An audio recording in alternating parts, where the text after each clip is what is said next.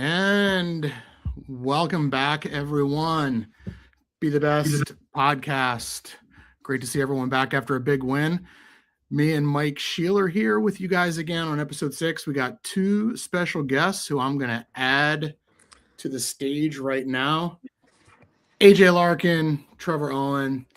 How's it going, boys? Going good. Hey, how you doing? Thank you for having us. Yeah, Super man. excited. Great to see you. So one of the running gags that we have, like as a group, is Mike always has tech issues.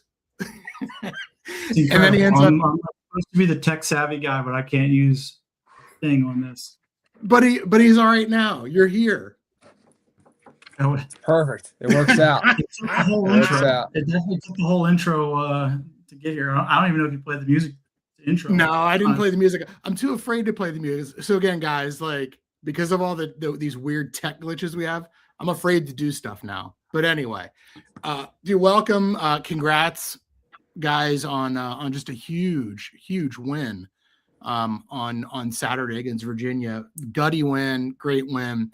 AJ, Trevor, like, man, just give us your summary. Give us a little reaction about what that game was like for you guys, what that celebration was like afterwards. Yeah, I think obviously like a lot of rich history.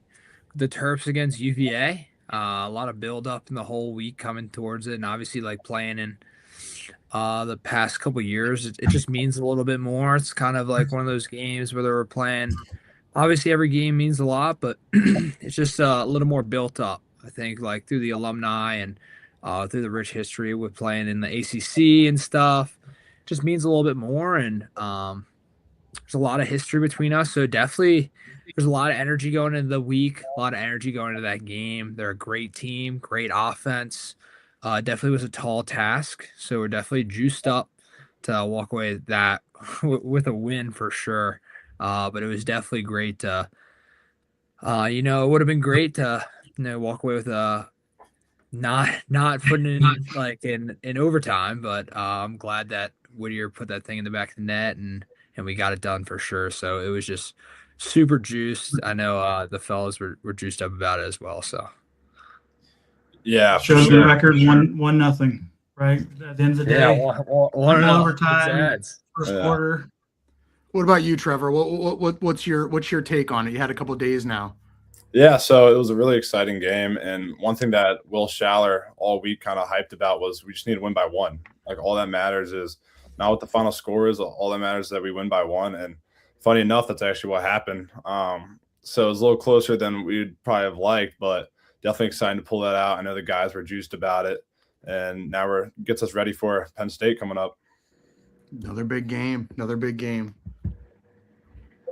Well, so I will jump into this a little bit here. We got another Loyola alum on here. We had Matt Dunn and Emmett Cahill for the second episode. They talked about the alumni game for Loyola, where it was those two plus UAJ and Peter Lake on one team. They claimed it went really well. I think I know at least 2 of those 4 that played really well.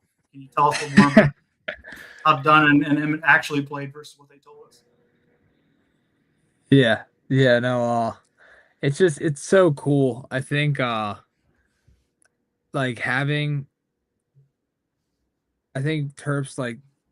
Lax having such rich history in itself just means so much more. Obviously like connecting with you, Tony and Mike and like all the other alumni that come with it, but also just means a little bit more. I think to me personally, like having so many alumni from Loyola just like means so much to me to be a part of that kind of like legacy, whether that's obviously Dunn and Cahill, but the list goes on all the way to like the 90s. Tons of people that I just forget about. Dan Radeball is one of them, somebody who I've been really, really close with. He was a great player here. Obviously, myself, Peter, Jack, Chuck Horace, Kevin Tucker. Just a ton of great dudes who I really look up to. And I know we got a Don coming next year. So that like kind of pipeline we got going, just kind of make sure that the younger guys keep on working hard to hopefully just keep it going. But it definitely means a lot to me for sure. I mean, AJ, now you're gonna get Mike getting like Calvert Hall envy, and so we'll I just try. need Sisto to get a couple more goals after the Loyola game here too. Yeah. But Trevor, Yeah. maybe for us Baltimore guys, you've got a great story about how did you get to College Park and what was your path, and you've talked about being a Terp fan, and so what was that path for you like, and coming to campus in College Park? Yeah. So growing up, I kind of being in the state of Maryland, I always like going to the Maryland games, and I remember all the way back when Heacock and Rainbow played, I actually had a birthday party at their game. They played Hopkins. I don't remember the year, but it was a while ago. So that's kind of when I fell in love. And then my sophomore year, which was right before the recruiting summer, I went to probably every single Maryland game that was home. I remember seeing players like John Geppert and then Matt Rahill, and I kind of just like aspired to kind of play like them. And so I was always a big fan of Maryland, but I was always kind of a late bloomer. I'm bigger now, but back then it wasn't always the same way. So when recruiting came around, it was kind of on the slower end. So early on I committed to Jacksonville, which I was kind of excited about, but I'm a big homebody, and my parents can say the same thing. So once I kind of realized, I was like, I don't know if Florida really is quite the journey. So I didn't know if I was ready for that. So I kind of looked into football. And then after signing day passed and I never signed to Jacksonville, that's when Coach Tillman reached out, and I was like, this has been my dream growing up. How could I ever say no to Maryland? And then I took my visit, and I think I even knew before my visit that this was the place I wanted to be. So I was gonna say too, you grew up in a really sport focused household. Your dad played football at FSU, mom played basketball at Greensboro. With their expertise in playing college sports at an elite level, were they helpful? And how was that kind of, helpful piece in that whole process too? yeah, they were really helpful. None of them actually knew about lacrosse until I started playing it. So my dad being football, my dad actually being from Germany, he had a very different recruiting process, joining Florida State. My mom, of course, basketball also had a very different process. So they never really understood the process, but they're always kind of in my corner, kind of helping me with decisions, giving me ideas of stuff that taken into consideration for schools that I never even thought about. They're kind of just always in there, like helping me go on visits, helping me get ready for tournaments. So they're always just a great help, and always just were there for me anytime I needed them. So they're definitely a big help. And AJ, was it always a foregone conclusion that you were going to be a Terp? What was your recruiting process? Yeah, so my mom actually went here, and I know Trevor might giggle at this, but it's pretty common theme that I have a lot of cousins that aren't really like my cousins, but a lot of my uncles went here as well and played lacrosse here, and just kind of growing up around them, I kind of was always just like immersed to like Maryland. But during my recruiting process, it was actually something that I really kind of always had the back of my head, but I kind of wanted to just explore other places. I kind of thought of it like, oh, it's close enough to home, but not too close. And I actually chose for that reason for it to be my last visit. And my recruiting process obviously a little weird with COVID. And whether it was my first or my last visit, it was like a no-brainer. As soon as I stepped on campus, I think I dapped up Jack Corus and walked into like the COVID stinky lobby of T-Row, and I was like, I want to be a Terp right now. So it definitely like was a different process, but I think me like Trevor, like I'm a very family oriented guy. A lot of cousins, real and cousins, and I think just being close to home, being able to go see my sister play, being able to see my family, and being able for them to just gather and be around each other, to whether it is watch me or just be with each other, I think just meant so much to me. A big part of my reason also is my godson is 5, and I really wanted him to like be able to come to games and stuff. So that's been awesome as well.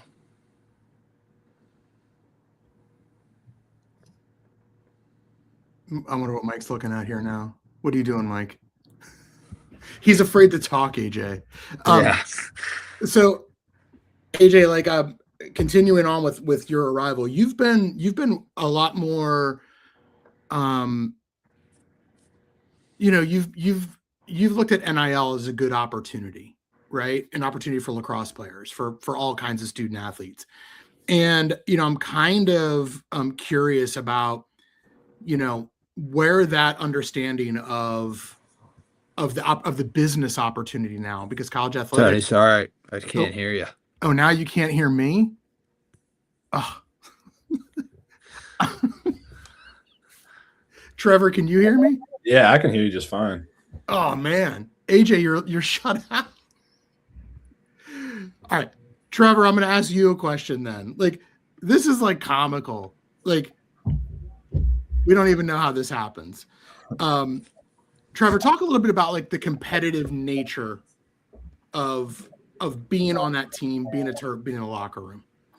I guess the brotherhood is just something I've never kind of experienced. Whether we're like running the stadium on 9/11, or of course you notice we all got buzz heads, so we're doing this all together. But yeah, and then the competitive aspect of it, I remember it was a Monday. I think it was after a game. So usually Mondays are a little bit more relaxed, and we were doing station ground balls just to start off practice, which are usually pretty chill, straightforward. And it was like there was one-on-one ground ball drill that me and Aiden Aiken were up against each other on, and roll the ball out, and like of course, somebody else came and picked up. It was 3v2s actually, but me and him were still kind of going at it. And the next thing you know, we're over there shoving each other, getting in each other's face, like getting mad at each other. But then, an hour later, we're in the locker room joking around again. So like we'd have guys getting some scuffles. I know AJ had his little handful, but like of course, it's just a competitive aspect. Like you got 50 guys going at it every practice, trying to get each other better. And I think that's why guys got so kind of competitive, was just you're trying to make everybody better. But yeah, that's kind of the best part about the brotherhood. So AJ, I'm assuming now you can hear us. I can. Sorry about that. No, man. So I wanted to ask you about how you see NIL as an opportunity, and where that understanding for you of student athletes now being part of the business, right? And is that something that you've just been interested in? Is it something? Does it come from your background? Like, where does this interest in understanding like market opportunities come from, and how that now played into kind of how you think of student athlete opportunities? Yeah, I think it definitely comes out a little bit from my background. I think from my parents and a little bit how they raised me. Obviously, like God bless them for dealing with me as a kid. But also teaching me like so many great lessons, and really kind of building an entrepreneurial like mindset, whether it's like what my mom does or what my dad has done. It's always just kind of been set goals for yourself and accomplish them and kind of move on and build those goals like for like what you can do next, to kind of like shoot for the stars. If you miss, you land in the space or whatever that saying is. But I think like the whole NIL world, I've been able to like be kind of fully immersed as a student athlete, and then also on the back end kind of involved with different companies and helping recruit student athletes for NIL.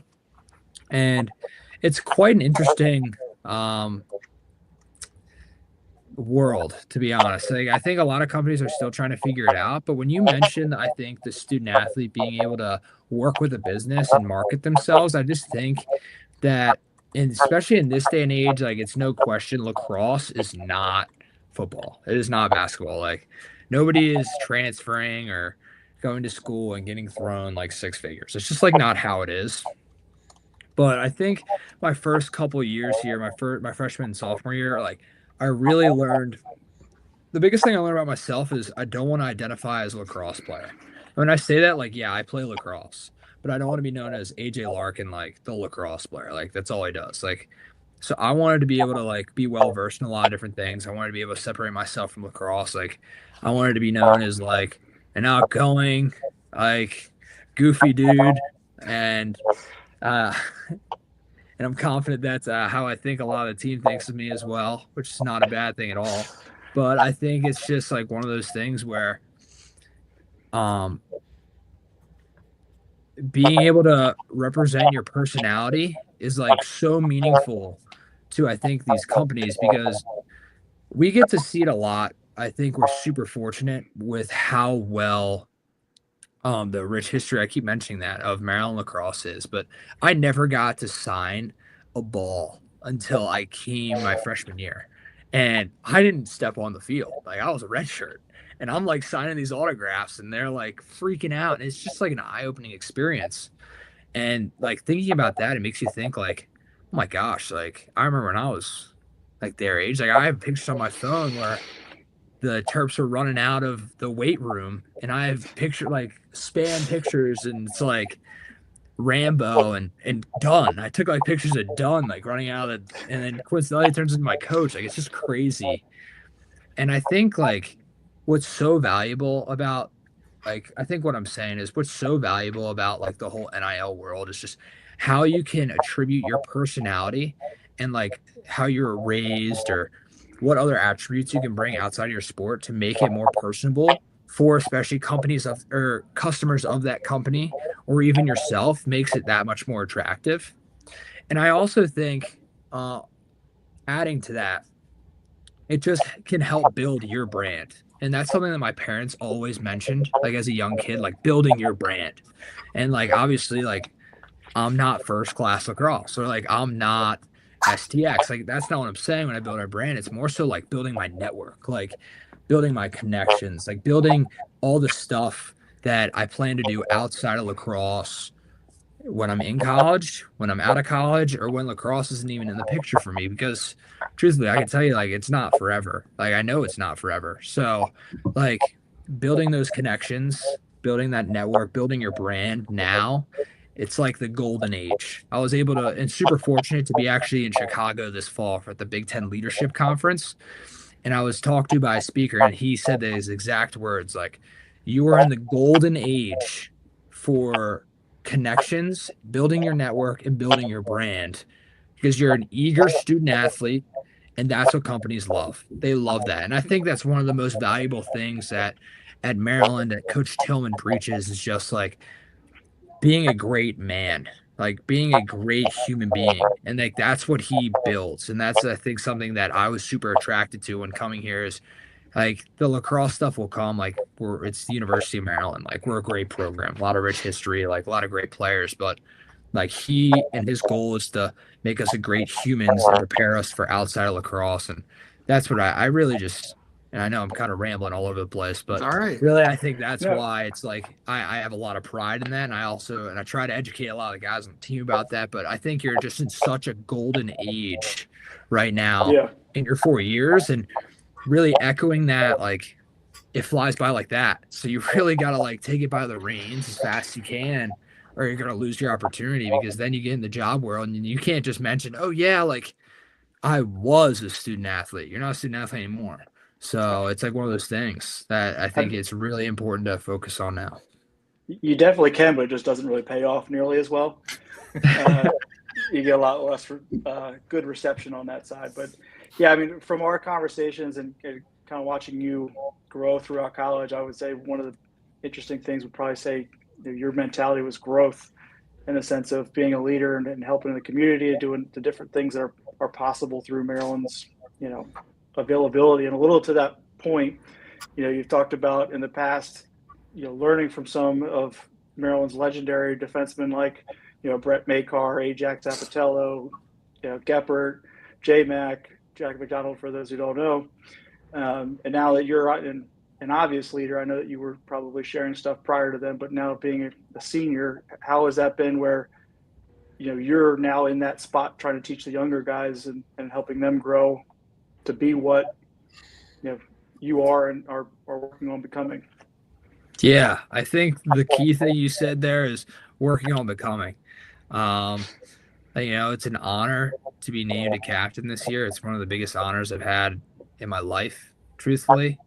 And really kind of echoing what you said, like learning from those guys. Like I remember my freshman year, I was like just like would watch Brett and Geppert and like what they did on a daily basis and how they would prepare. And like whether that's in games or like how they would like handle themselves outside of the field and how they would treat others. And same thing with Ajax and JMac. And I've been on the phone with all three of those guys, Geppert included. So all four of those guys in the past like 3 weeks. And it's just like so cool. I think one of the biggest things that I've taken away is just like how much they cared and the emotion they bring. And I think emotion can take not only your level of leadership, but it can take a team, a wholehearted like emotion very far. And like learning from those guys like has definitely attributed to a lot of lessons I've learned. And there's a lot of different qualities that each of them had that I try to incorporate into like my leadership skills and obviously like my game in lacrosse every day. But it definitely has also helped and been pretty cool to see how like full circle it is, like being in a similar spot that they were in the years prior to where I am now. And I'm like, wow, like I remember when I was in like, for example, like Brody Reese's shoes or Ollie Skeen's shoes, like Trevor's shoes, like guys who were just younger. And like I try to put myself in like the mindset that I was having that year and just like how I can attack it from an angle where there were times where maybe I was frustrated and like how I can help them or how I can motivate them in certain ways to help get the best out of them when we need it, especially in the season. Right. And I think it's also been great because I'm learning like so much, like what I still plan to grow. Like I still have another year, which is such an honor as well. But I think this whole experience of these 4 years has been great, and I've just learned so much, and I'm still learning. I know. Well, I think that's part of that be the best thing that Tills really instills in everybody is there's always room to improve. Just look at our focus on riding and clearing every single week. 10 minutes. Just be ready. You never know. Never know. I mean, he came in my sophomore year, and I'll never forget him bringing up film for, I think it was UNC, and they did a 10-man 3 years prior and hadn't done it since. But we watched that game the entire drive down to Chapel Hill to be ready just in case. Big fan of the 10-man ride, but you never know. It could have happened. If you're not ready. But you were ready. They're up to change. They're up to change. You're ready. Exactly. Adapt. But I mean, I think if you gave me a whiteboard, I'm pretty sure I could still draw up the clear and how to adapt to the 10-man ride. But again, it's that be the best mentality that Tills does a great job of instilling in all the Terps he interacts with, right?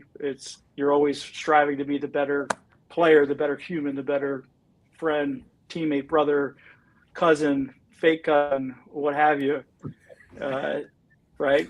And I feel like at this point too, Trevor, are you starting to notice where you're starting to pass along some of that insights to the rookies or the freshmen, even though you're only 2 years in here and still learning a little bit yourself? Yeah, definitely. I remember last year being a freshman, I like to call it, I was relearning how to play lacrosse. Finally, as a defender, actually having all these different calls, all this different pick play technique. So head was definitely spinning. And I remember going in the fall, our first scrimmage against Lehigh, my very first possession out on the field, guy dodges me down the alley, rolls back and scores. And then later that game, we have transition. I have a wide open catch probably for a shot, and I just leave it behind me. And then they go the other way. And I'm like, my head was still spinning. I remember coming off the field, like cursing up a storm to myself, all mad. And Jesse was just laughing. He was like, man, like stuff happens. Like, well, then you learn about the film that you get to watch afterwards and really rewatch it over and over. I mean, that's when I kind of realized that nothing's unseen. So that was definitely if it makes you feel any better, my first scrimmage was against Team USA at Navy, and my first matchup was Paul Rabel. And that was my Calvert Hall Maryland lacrosse change was like, whew. All right, that's a nice little welcome to See, Mike, I'm so old I can't even remember. When I played at Fairfield, I can't even remember who we scrimmaged the first time. Like I have a Facebook picture of it, and that's the only reason I got that one. And it's the reason I haven't told you that story until now, because obviously it's top of mind. I've tried to really bury that one down since that film. We're gonna let you guys out soon. We got a couple rapid fire questions. Trevor, I'll start it out. I do want to we were talking NIL, and would you remind our audience what your major is? I'm doing aerospace engineering. So if there are any aerospace engineering NIL companies out, like NIL companies out there looking for NIL, send them my way. We got your guy. We got your guy. Need that. I was not that, but I will say, obviously, you having such a good sports background with basketball and football as well, you have a little bit of height to you, and some athleticism despite wearing those black cleats nonetheless. Yeah, we got to do something about that, Trevor. AJ got rid of the black cleats. Can you guys go red or? But yeah, they've been on me about that. But can you go red or yellow? I mean, Definitely not yellow. We're not doing yellow. No. Kind of. It's not since 2011. Small. It's white or black. It's white or black. I know Honor's got some extra ones back there. It's hard to come across size 15 shoes, so that's a little. It's the hard part. I got to deal with whatever I can get. So I'll tell you guys a funny. Let me tell you a funny story though. So AJ and I have talked in person. Zach Whittier and Aiden Aiken were on a couple weeks ago, and I saw Zach's dad, and he's like, "You look like you're 6'4" on Zoom."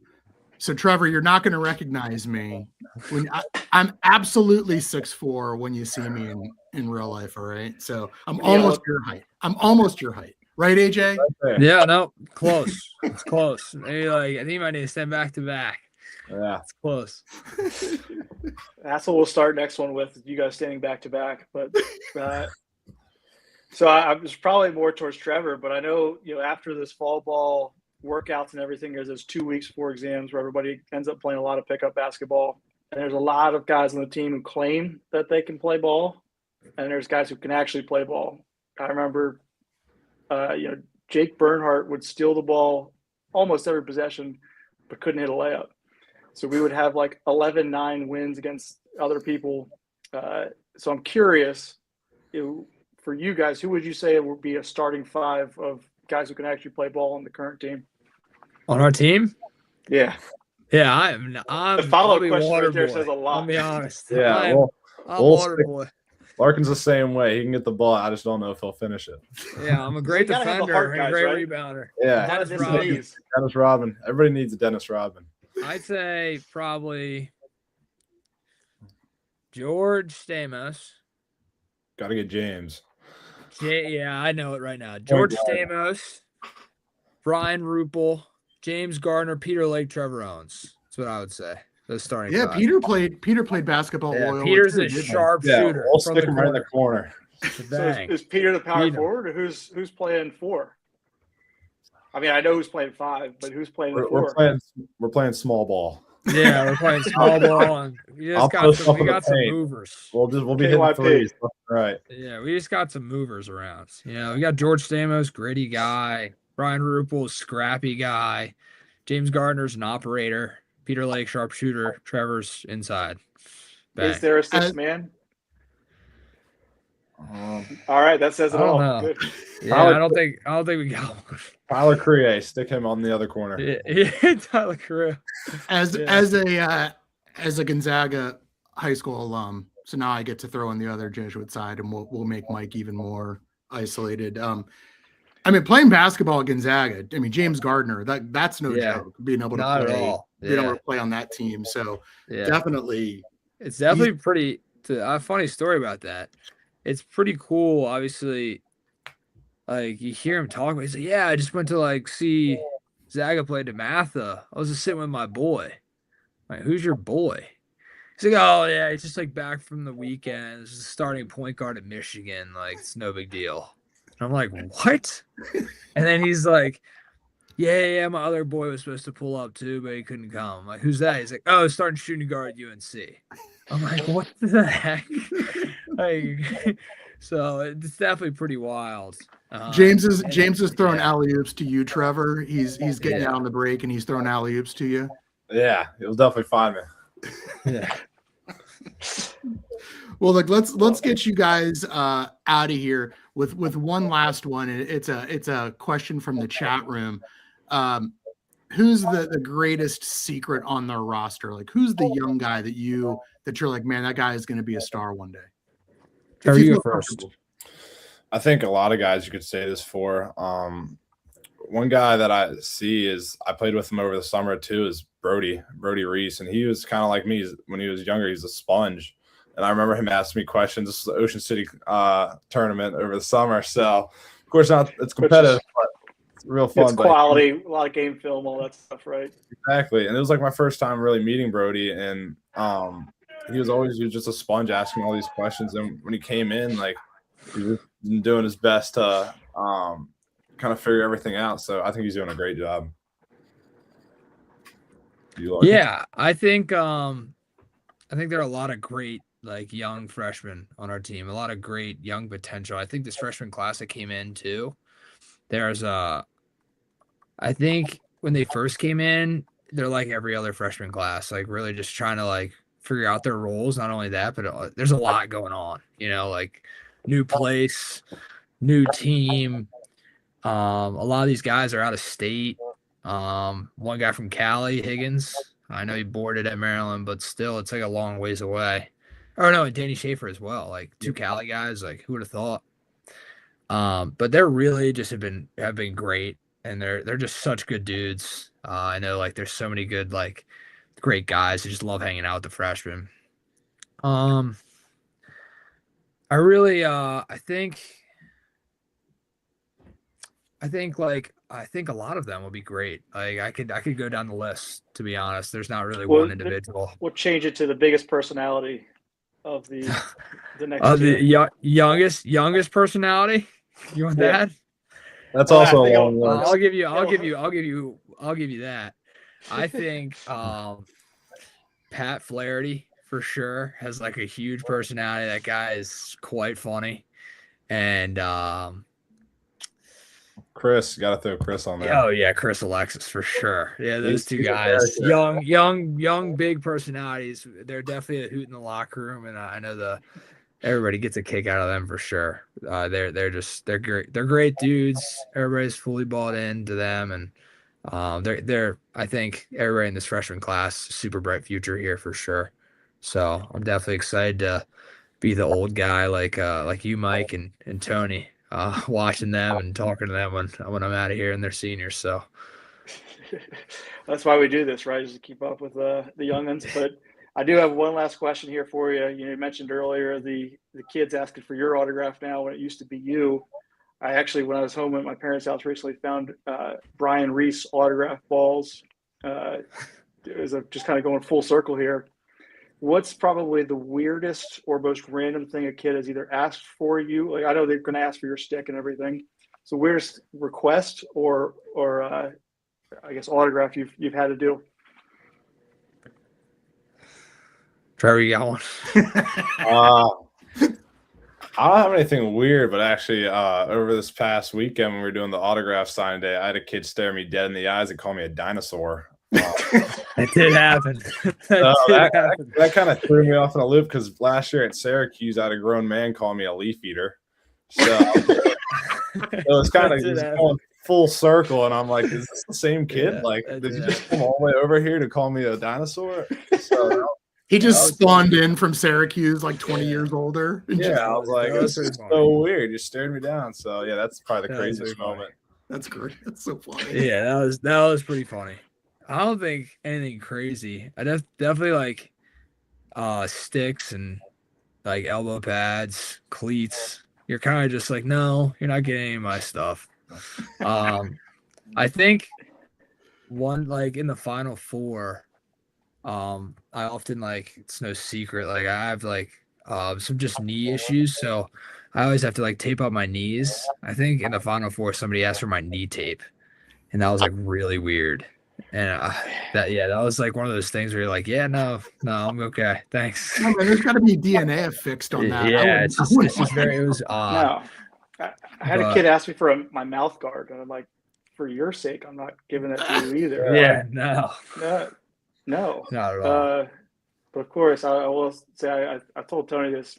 We had STX gloves my junior year for a hiccup with some of the Under Armour stuff, and I threw those in the crowd afterwards, thinking, coming in the fall, like, no worries, we're gonna do the Under Armour thing. And of course, that was the one color glove that we needed. So it was me and all the freshmen. And my senior year, I had to go wear all the same freshman gloves as everybody else. And I was like, of course, the one time I throw stuff in the crowd, that happens. Yeah.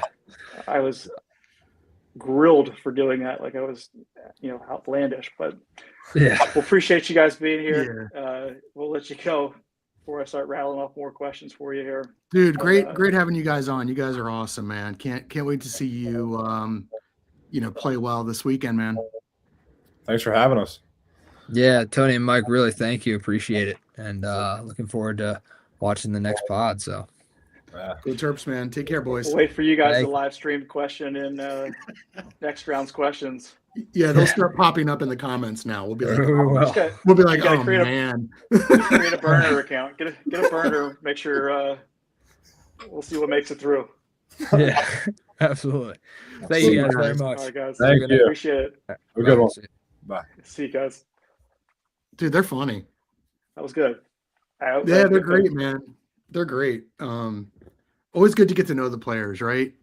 Yeah, it is fun because there's so many personalities behind those helmets that you know the machines of what Tillman creates per se on field, but there are a lot of personalities behind them, and it's always nice to be able to show a couple of those too.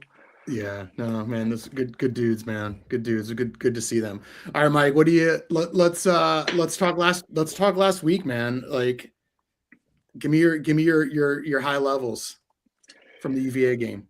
I think one of the things they mentioned was perfect of you just got to win by one, right? I think there's a couple parts of the game where we were up by a little bit more, and it felt like a little what we talked about last week, where you get a good lead, get going, finishing them off would have been great, obviously. However, I was talking to some of the guys on the field afterwards. We knew we were going to get UVA's best for sure, because this was a little bit for them kind of a last ditch effort, right? Yep. Because they've had a rough, non-conference schedule, and there is the Maryland UVA rivalry. Whether you're old enough or currently on the team to know it, that's up for debate. But we're gonna get their best for sure, and we saw that. But more importantly, we got the W on the way out. Obviously there's some losses along the way that are a little bit harder in that game. Right, we don't know the official status with Schaller. Hoping for the best with him. Not even just for the Terp season itself, but for him personally. Great kid, great person. You always want him to do well.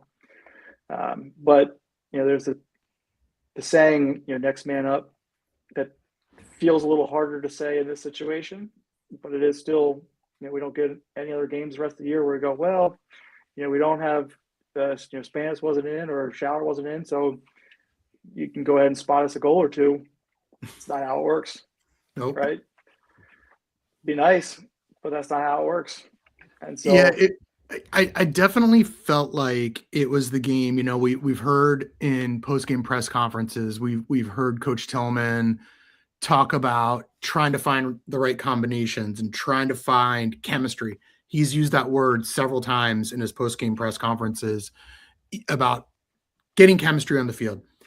And I think that game, the way that they won, I think that you can see that team come together really, really strong at the end of that game. I think when you layer in Will's injury, I think that adds another sort of dimension to this team now really needing to buy in fully and, connect and do those things that they need to do on the field, off the field, for each other. And I felt like you could kind of see that. You could see that happening after the game. And I know you were down in the field. So I mean, I don't know if I don't know if that was your sense too. Yeah, it was obviously it was a mixed emotions. It felt like where there's the excitement of winning in triple overtime. I don't really care who you're playing. That's always Yep. an exciting moment. But also the bummer of losing Shower and injury. That again, keeping that glass half full perspective of something positive coming out of that announcement, but wasn't the best looking scenario. And I'm not a doctor for good reasons, but so there was that kind of back and forth, right? Of the, So let me ask you a technical excitement. question. Yeah, let me ask you a technical question too, because I know Inside Lacrosse they when they interviewed Lars and the UVA staff afterwards, UVA made that comeback. They're down 3 goals. They start inverting, right? They get away from the Millen brothers and they start inverting, primarily 3 guys, Colsey and Dunkel, and why am I blanking on the third? Sunderland. They start inverting those guys and letting them dodge against short sticks. It gets them, gets them the momentum. It gets them back. Afterwards, they said that, well, Maryland went to an invert zone. And that's why they got away from that.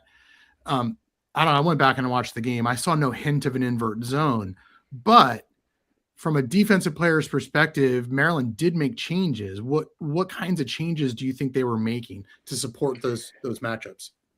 Yeah, and I think they have to make a change, right? Because if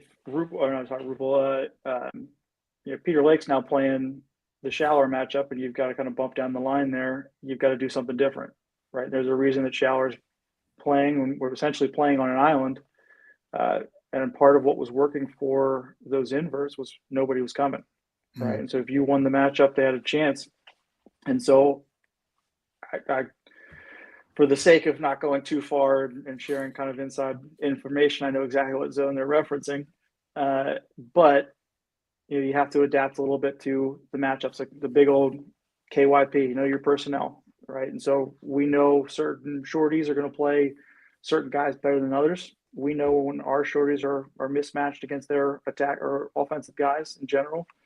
And we try to adjust for it to accommodate accordingly, right? And we've seen guys make mistakes in different ways, and I won't highlight any of them just because I love our guys here, but they're brought up on the social medias accordingly in the comment section everywhere, but they adapt accordingly, right? If we know this is a weakness for some of our guys, we'll switch it up to play it a little bit differently to make sure that weakness is covered as best as possible. They were going pretty invert heavy. It was nice to see them not. And, again, my competitiveness and love to beat Virginia. It was nice to see us almost technically win on an invert or a big little situation, kind of a little bit there. It was such a smart play by Zach too, right? Like, yeah, following the ball. It was funny because before the game, watching some stuff that UVA, watching some of their games, they seem to really like to, guys coming down the alley, they like to look like they kind of try to lock the adjacent pass off. And so teams are skipping, the left side attackman rotates behind the goal and you throw a skip. So Leo gets that skip pass from Zach, and Zach just like IQ just follows the play, right? Such a smart, simple, easy play to make that not everyone makes, right? And so, well, that's a little bit to the Tillman offense, where at times can get ragged on for not having a more structured attack towards the goal. Of that's the flow offense, right? Is you have to be ready to adapt when they throw the kitchen sink at you, whatever that might be. And that was the scenario. That's exactly why that offense exists and why Maryland is what Maryland is. Yeah, it was. I thought Braden Erksa played a great game. 4 assists and a goal, and valued the ball. Like he played super well. Leo can do things that maybe other people on any lacrosse field can't do. he had some turnovers, but he also is one of those guys that he can just make plays that very few people anywhere can make. I thought they played phenomenal. Did you see anyone else like on offense that you were like, man, really like how they played? Well, I mean, there's the obvious Whittier aspect. I liked how he was playing. I thought, again, Higgins just seems to get better and better each game, in my opinion. And I think to what you were a little bit saying there with Lions and the turnovers, is turnovers are okay if they're the right kind of turnovers where we're trying to create something and not force it, but make it something happen. So we're okay with turnovers in the right sense of it all, and I think we've really gotten to a better place with those in general. Of you don't love turnovers, but good turnovers. Especially feels like we get pushed into a corner towards the end of the game, and I obviously love that we rise to the occasion. I don't love that we have to keep rising to an occasion, but I do love how we step up in those situations where you challenge a warrior responds. Yeah, that's what we've got on this team. Well, and to that point, national title game, Maryland gets the lead down to 1 against Cornell, can't tie it. Syracuse, they get the lead down to 1, can't tie it. Princeton, 1-goal lead, can't tie it. And that's why I thought this week was so important. This last week was so important because yes, they gave up a lead, but they got the goal when it mattered, and they were able to get that back, right? To climb that mountain back. I think that's why it was so important, is for that belief that they can do that now. Yes. And you hope it plays forward, right? Absolutely. Yeah, and I think there's a little bit too from that game that there was some chippiness that happened. Yeah. And I completely understand being in the heat of the moment for a lot of that stuff too, and reacting. I'm not saying I'm perfect in how I've ever done that too, but I do think we handled it overall pretty well.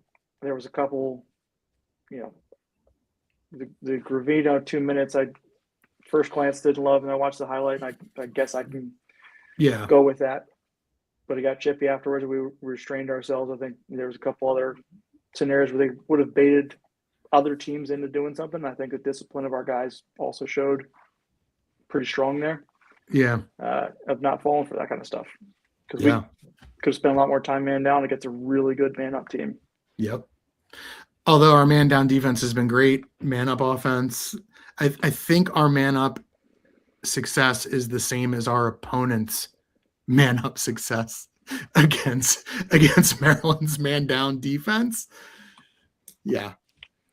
They're going to keep grinding. Without the numbers, I think that's an even scarier way to say it. But,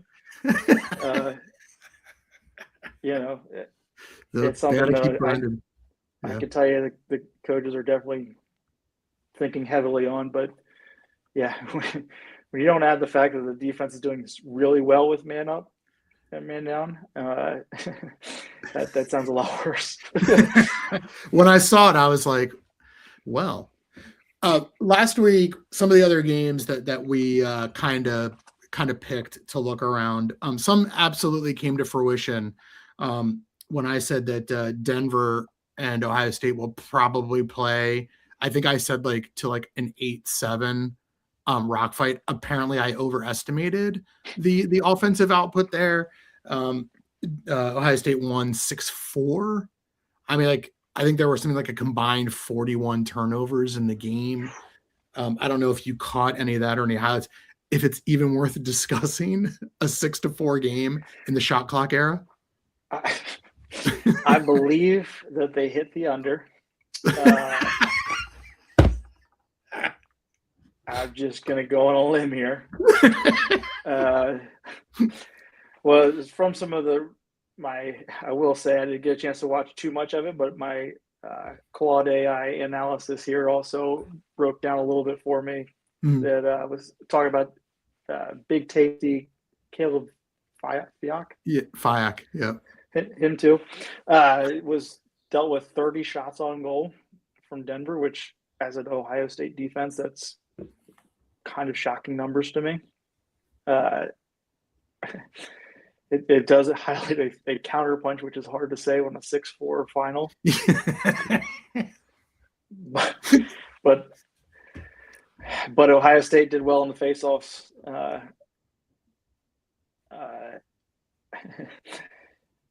Which is going to be a fun battle. I think our guys. Yeah. It's again one of the things I think it's great about the Maryland, locker room culture in particular is it's confident, not cocky, right? Where we've had a lot of success at faceoff, but it doesn't mean that next game we have that, right? Let's go put the work in to go, achieve that success again, not just, okay, we've done this before, let's go do it like we did last time kind of thing. So, and we're going to talk about that Penn State game here in a minute, because that face-off battle this week is going to be massive, right? The Notre Dame Michigan game, 9-4 Notre Dame picked all the shootouts in South Bend. I mean, they didn't cover, Mike. It was a 6-goal spread, and I think I might have picked Michigan to cover, lose but cover. They did who not. Would have thought? I did actually put money on that one. Whole $3, but that was your look ahead. That was your St. Patrick's Day look ahead. You were like, hey. I was trying to cover my St. Patrick's Day Bentley's tab, and now I'm working double for that one, unfortunately. But yeah, I mean, there's quite a bit. Hard to take anything out of it, right? Like hard to take anything out of that game too. As a casual fan, for sure, if you really sit with the film and break it down, there's a lot probably from the how people were shutting each other down. Right. But you have to be a little bit of a lunatic and want to sit down and watch that film at that kind of level, to be honest. Now, that's not for enjoyment, right? Like you're not doing that for enjoyment. That's because you're sending a report to somebody about what you saw, kind of thing. And if that is what your enjoyment is, more power to you. But good luck. The last game that we were kind of highlighting last week, it's almost like, if a game doesn't air, did it really happen at this point? I don't know if you saw the big scuttle that was happening on Twitter about Corrigan Sports and the replay issue in the UNC Penn State game. Yeah. Well, I love Booker Corrigan's commentary.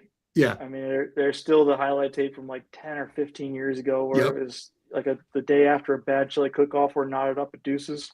And that line forever will be one of the best lines I've ever heard a commentator say. Right. From, I believe he was on Lacrosse Network, some other lacrosse outlets podcast this morning, that at least released this morning, to explain what truly happened. I have not seen that yet. It appeared to me, at least, and please correct me here, that they were using their film to review it, not his commentary and his decisions. Yes. We just heard one microphone and not the referees. Yes. Or at least that's what I hope was the situation. And look, the NCAA had to issue a statement about it as well. Right. So like the NCAA, the only thing other than that, the only thing that stood out to me about that game, and it's hard to find highlights of it because it was streamed on an exclusive platform that you had to pay $16 for one game to stream.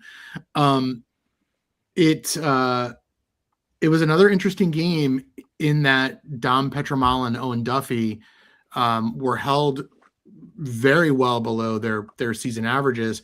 And it was actually North Carolina's midfield, and specifically they have a freshman midfield line that really did quite a bit of damage. And that's one of those things where with North Carolina's talent, you always wonder about the talent sleeping giant there, right? Like if they ever get this stuff all together, they have so much talent. And you see that game against Penn State. Now look, Hunter Aquino was out for Penn State as well. But UNC kind of led wire to wire pretty much. I think it might've been tied for a little bit, but UNC kind of controlled the game, and their faceoff guy won the faceoff battle. But seeing that second freshman midfield line really have some punch, that's gonna cause some sleepless nights for for coaches. Yeah, I mean they've got the depth. We've talked about it a couple times now. They've got a good team. It's just a matter of pouring gasoline on the fire at a certain extent, right? I think this also kind of highlights a little bit of Penn State here. Yep. Let's get into that. They've got the horses that we've seen them all season kind of go back and forth, and I have a little bit of concern with them because we don't know who shows up. But when they all show up, even if certain guys are out, they can play. I mean, they can put some points up. They can ride well. They can make some stuff happen. And so, I will say from an X's and O's standpoint, and again, to be the crazy person who sits down and watches the film and watches the true chess match of what's happening inside the game, watching a John Hoss offense against a Jesse Bernhardt defense, for me is quite enjoyable. Yep. I will say that I am that lunatic who will sit down and watch that. We need the sickos graphic. Yeah, we need the sickos graphic like popping up right now. I'm right there. I know that one. Mike, you're right. Like that offense it's almost kind of hard to define what they do. It's like it's a motion offense, but it looks like it's got like a lot of pairs concepts, but not always the same pairs. And man, they seem to have, Hunter Aquino has been out for 2 weeks now, reportedly a lower leg injury. He was seen in a walking boot for the last couple of games. And now again, we've also said Spanos was in a walking boot, even though it was that is true. That is true. But fair. I really do think it was him because he's like the biggest dude on their team. But yet, even without him, like that Cornell game, they're up 17-4 or 17-3 at the end of the third quarter. And it's like wave after wave of midfielders and like a rotation on the attack unit that it's so many guys are contributing. I was looking at some of their from Lacrosse Reference, some of their play share information. They don't have a single player that's double digit in play shares, meaning that they have the ball a lot. That's unreal on an offense that good that no one is dominating the possession of the ball, that it's so spread out. And man, that's a tough defend right there, isn't it? That's scary. I think for the Terps side of that, the benefit we have is we are going to have to do something different. Yep. Right. So there's not a lot of film from an opposing coach standpoint. There's not a lot of film on what we're going to do. Mm-hmm. I don't know what we're going to do, and not that I should, but it's going to be a little bit. That's actually probably going to help us a little bit come Saturday. But to your point, their offense being so spread out from a production standpoint, a little bit to what we try to do with our offense, right? Mm-hmm. We don't have the main alpha guy that does everything, has the 18 points per game kind of statistic and all of that, but they do it a little bit better. Yeah. Right now, at least, where it doesn't matter. Somebody steps up, that goes back to that next man up type of thing. Is everybody, if you step on the field, you're the best guy. Go do it. And then conversely, their defense, they have all-American caliber, close defenseman, Alex Ross. He can do everything, right? He can play on ball, he can play off ball. All three of their close defenders get out in transition if the opportunity is there. The thing I noticed too about their defensive midfield, aside from the three DeBartolomeo boys that could be their own defensive midfield, there's two shorties and a pole. They're Malvern prep kids out where I am. And but aside from that, they're short stick defensive unit, big athletic guys, and they have one guy, John King, who as a high school senior, I believe he led the state of Utah in scoring. So that's a guy who can stay on the field, actually, like legitimately stay on the field and play offense and not need to even use pick games. Like you could just run your regular offense with that guy. So that defensive midfield really impresses me. Yeah, I think a lot of our D middies too came from an offensive background. I'm not, not with accolades quite like that.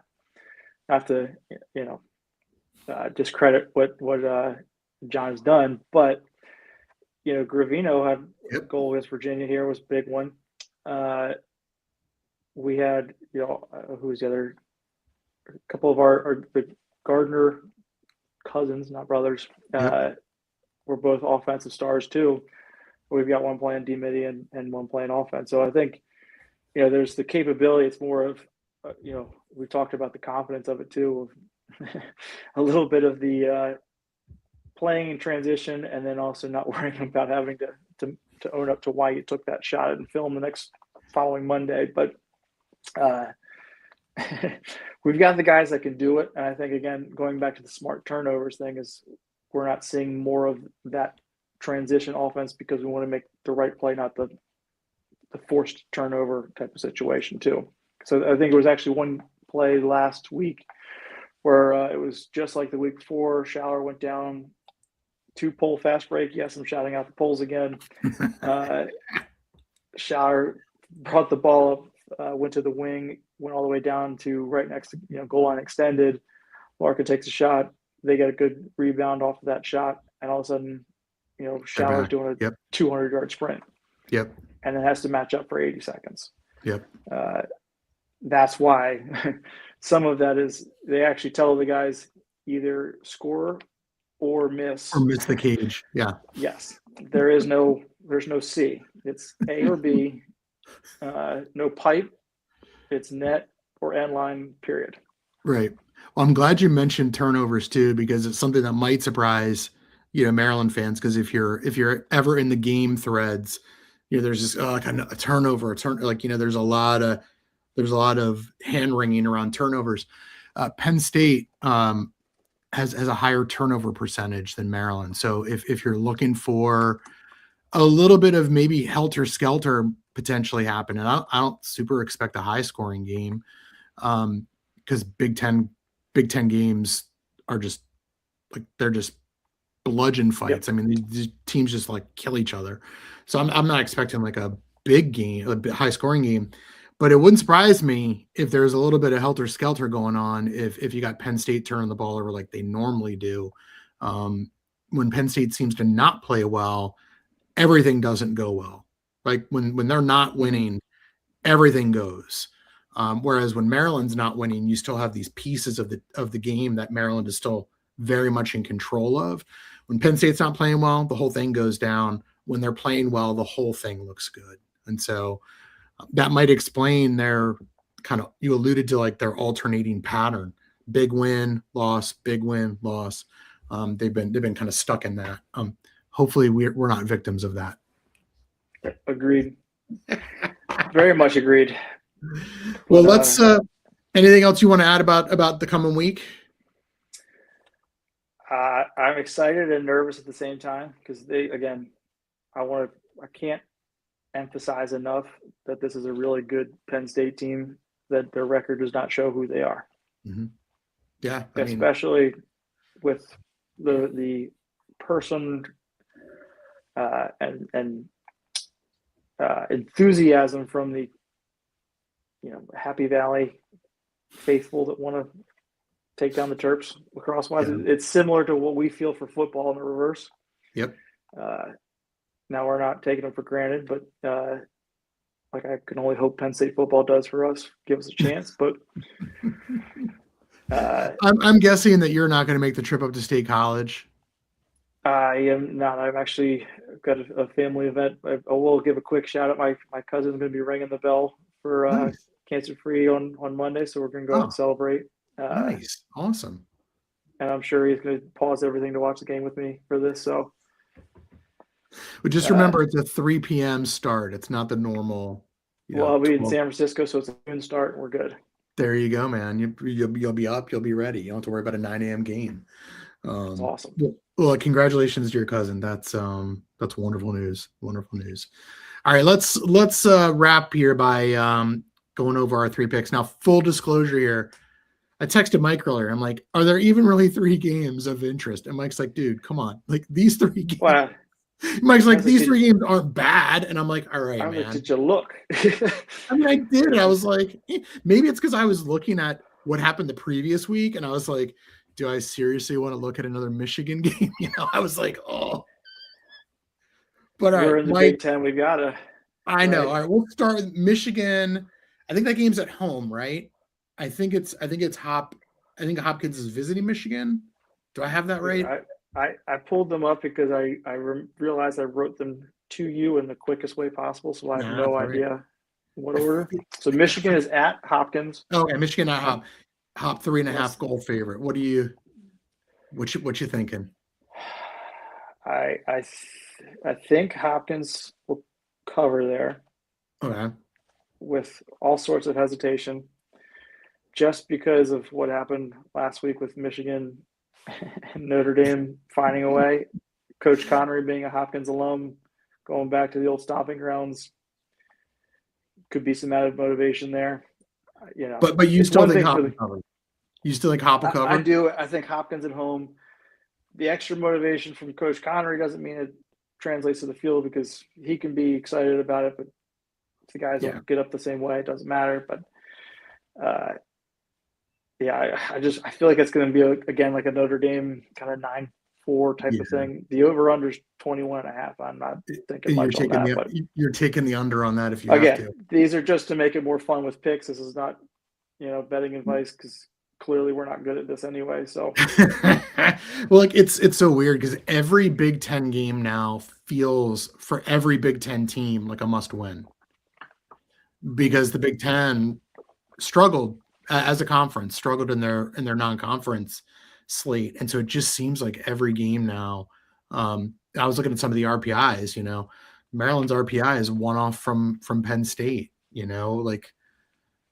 OSU, because of their strength of schedule, not too their RPI is not too high either, and Hop as well. So it's like all these teams just can't afford any more losses. But I'm with you. I think Hopkins just has too much. I think they got too much offense, and I do think being there in Baltimore. Well, the travel for Michigan is, a lot more challenging than it sounds at the end of the day, where I think if it was 2.5, I might feel potentially different. If it was at Michigan, I feel potentially different. Mm-hmm. But traveling does actually make a little impact. I'm with you though. All right, Cornell, Princeton. Princeton's getting 2.5. Giving 2.5. Yes, they're giving. Sorry. Yep. I think Princeton. I think they're on fire until told otherwise. Yep, they're legit, aren't they? Like they're good. They're good. Well, it's a little to what you mentioned, I think, with Penn State too, where they're adapting to who they're playing and how they're playing and adjusting well, which is a dangerous thing. If you don't know what the matchups are going to be, you don't know that we're going to focus on big littles or inverts behind, or we're going to focus on, mumbos or some other, style. Yep. It makes it even tougher to try to go against. And I'm just going to keep, saying it. Cornell, it is hard to repeat. They burned through the Ivy last year. Princeton had found themselves in a bit of a tussle against Yale last week. But you can bet Princeton's been eyeing this one up, and I like them way more than the 2.5 as well. I'm not exactly sure that game's going to be that close. Well, Vegas finds a way to make it interesting. The over/under is 24.5. Huh. Yeah. So like a 13-12 kind of game, right? If you're just kind of splitting it down the line on the over. Just to make it, if you think Cornell's covering, yeah. Interesting. But I'm with you. I think Princeton is just too good. I think the face-off matchup is going to be good. That Cascadin guy at Cornell's great. McMeekin's great. Should be interesting. But I think at the end of the day, Princeton, too many athletes, too many big guys. And I think they've circled this on their calendar. Yeah. All right. Army is in once again has found themselves an automatic qualifier or bust in the Patriot League, having taken on some serious water. They've lost already 2 PL games. So this is kind of their last chance at getting a big non-conference win to bolster their resume. Getting 4 goals against UNC. Quick update. It's now 3.5. People betting it down. So it's this afternoon. All of those $1.50 I put on it this morning since I texted you really drove that down. But no, I think that part of why I highlighted this game is just because there is that debate at the end of each season of Army being in the tournament, and it always seems to be their quality win ends up against UNC. And with UNC doing what they're doing this year, as of late especially, is this, a repeat? Is this UNC finally saying no to Army? Is that game up at West Point or is it down in Carolina? It's Chapel Hill. Okay. Which I think with what they've been doing and Army not being as dominant as they have in the past couple seasons, not to say that they're not capable of doing it, I'm probably leaning closer to UNC here. Yeah, this is an interesting one because, UNC's coming off that big win. Do they have a little bit of a mental letdown? I still think they win. I'm wondering if they cover. And Army really Army's going to load up here, right? Pardon the military pun, but they're this for them is their last chance. And then they're going to have to run the table in the Patriot League to even get into only the 4 top teams in the Patriot League qualify for the tournament, I believe. So, they're in automatic qualifier land, period. And getting this game, winning a game like this, could help with possible seeding, so they're not playing the play-in, having that quick turnaround. But I don't know. It feels to me like UNC is just such on a roll. I'm wondering if maybe there's a little bit of a letdown. I still think they win, but I'm going to say that Army covers that 4. I have it as 4. Fair. It doesn't matter. I'll give you 3.5 doesn't really matter.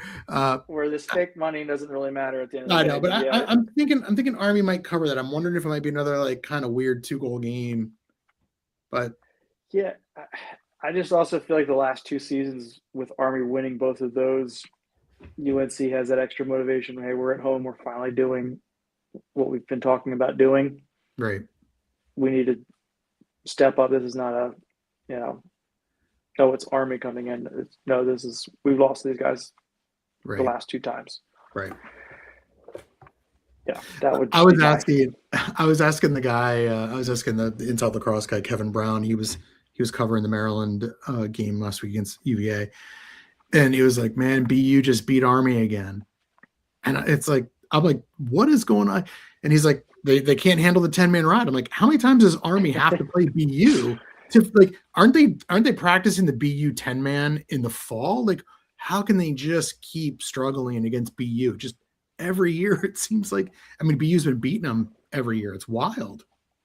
Well, it goes full circle of our conversation back to the UNC 10-man ride back in 2008. Yep. That made sure we were ready to practice for it 2011 and and get going with it. But it'll get in some coaches' heads if you don't overly focus and dominate on it. But that's why it works. That's why they do it. Well, Mike, and one of the comments here, comes in, how do we keep struggling against Michigan? We'll cover that one next week. Exactly. Because Maryland goes out to Ann Arbor next week. They start their season with Big Ten season with 2 road games. Mike, anything else before we wrap?